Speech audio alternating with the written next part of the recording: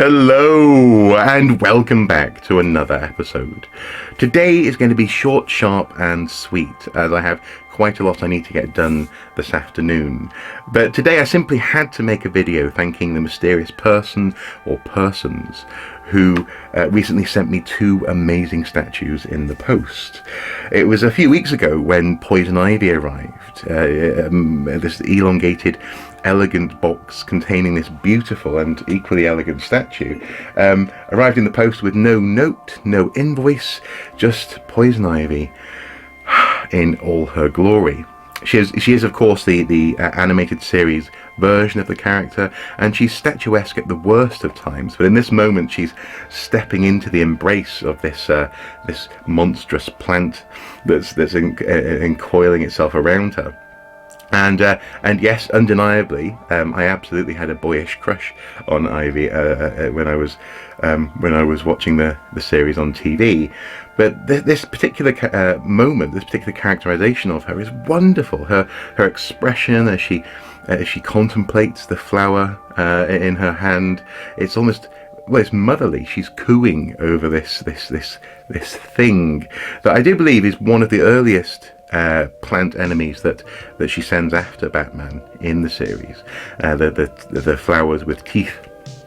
There's another flower on the base, seemingly about to grow out of the ground, and it's a real moment of implied narrative, as the bard would say, in terms of statuary. And to be clear, I've never considered myself to be a statue collector. For one reason, I've got little to no room to display them, but also they can be quite expensive, and so I haven't gone looking as to how much these might cost, because I don't want to feel too guilty about having received them. I simply want to enjoy them, and I am very much enjoying them.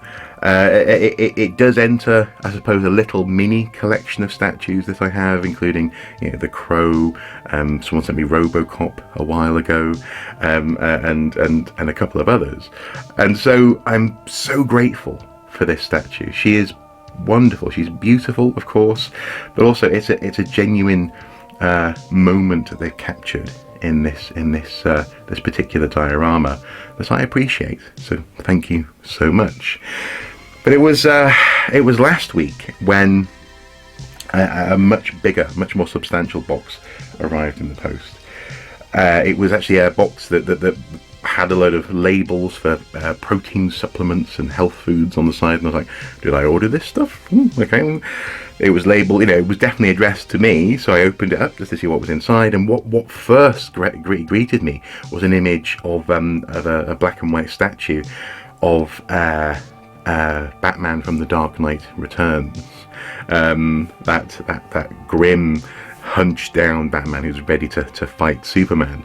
I was like, what is this? Okay, I kept on opening, and then suddenly I was just quivering. My lovely wife was sat on the sofa next to me, and she was like, what's wrong? What's up? Are you okay? And I was speechless for a moment, well, for a couple of minutes. All I could say is, what? That's a live demonstration of how flabbergasted I was to have received this. It's a heavy thing. It's a statue of. It's a rendering of Batman, of course, but in the style of Todd McFarlane's drawings. If you've watched this channel for any length of time, you may have seen that one of my favourite, indeed my first ever Batman story was Batman Year 2, where the artist changed, I think, throughout the run of the story. But certainly the most striking moments for me of Batman's portrayal in that story was when Todd McFarlane was drawing the character. He also does some of my favourite versions of Spider-Man, which incidentally actually is another statue that I have, I guess, in my collection, is Todd McFarlane's Spider-Man from the 90s. Yeah, maybe I am a bit of a statue guy now. I mean, but this version is just amazing. It is that version, that baroque, complex, gothic, flowing, overwhelming vision of the Dark Knight as a figure of terror in the minds of his enemies, or of the criminals of Gotham City, made manifest, as a 3D rendering, a 3D version of what those drawings must represent. I'm struggling even now to come up with the right words to describe how excited I was when I opened this, because I used to draw Todd McFarlane's Batman over and over and over again as a child. The final panel in year 2, where he's swinging over the rooftops of Gotham, it's over the top. It's slightly ridiculous in terms of how the cape forms around the character, but it's just irresistible. And to have this black and white rendering, this is the second version, apparently version 2.0, with some slight sculptural improvements, is just it. It renders me speechless. It renders me utterly speechless to have this in my life. And again, my lovely wife, she likes Poison Ivy, but she can absolutely see why I love this. We've had them both on our mantelpiece for the past few days, just enjoying them. And again, I'm not entirely sure where this is going to end up, but it's going to end up somewhere where it deserves to be. It's going to have special attention and maybe a little bit of atmospheric lighting as well. I said this would be short, sharp, and sweet, and so I don't want to ramble on too much, but just thank you, whoever the heck you are. Again, this one arrived, no invoice, no note, just the statue. And this guy I do happen to know has been recently, I think, on sale in a couple of places. I've been getting adverts to do with him, actually, but still costs more than £100. I'm not ignorant of that.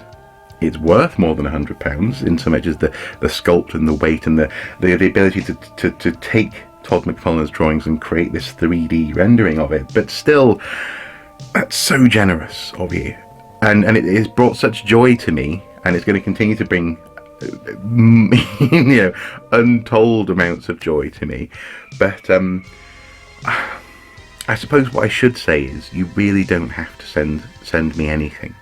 I have an office full of amazing things that bring me, again, lots of joy. In that sense, my head is exploded on the walls in this place, and throughout the house. I recently was talking about an Edward Kenway statue on Facebook Marketplace. I really am a bit of a statue guy, aren't I?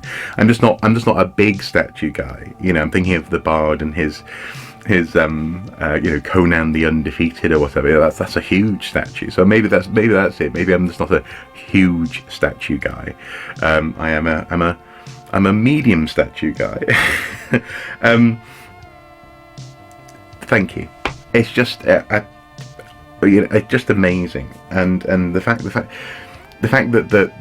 those drawings, which were so important to me, and Todd McFarlane's work, can exist like this, it just blows my mind.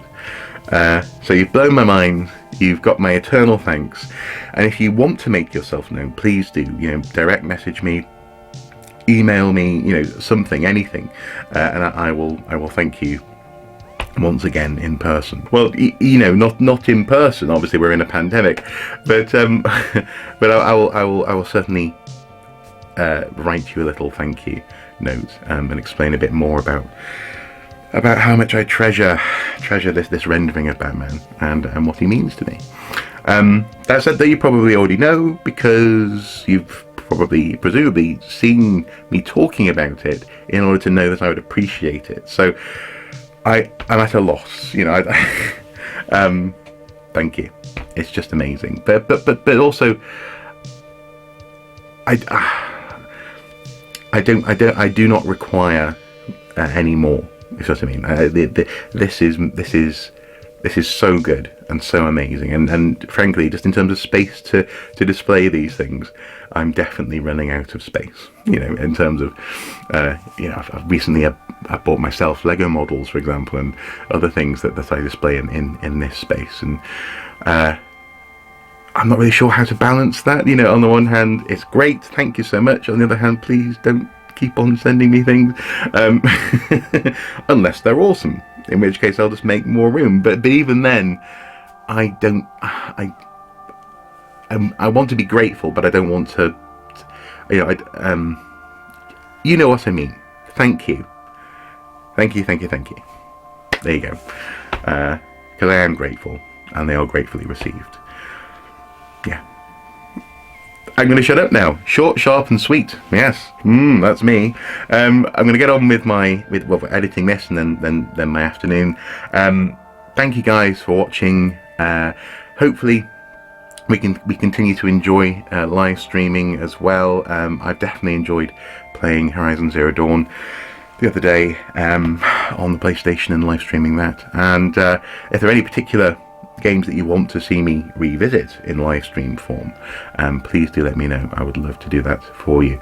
I'm thinking of doing maybe the DLC for Resident Evil 7 in the near future, possibly live streaming a playthrough of Resident Evil 2, and all obviously with a view to the build up towards Resident Evil Village and being chased by a giant vampire lady, which is oddly satisfying.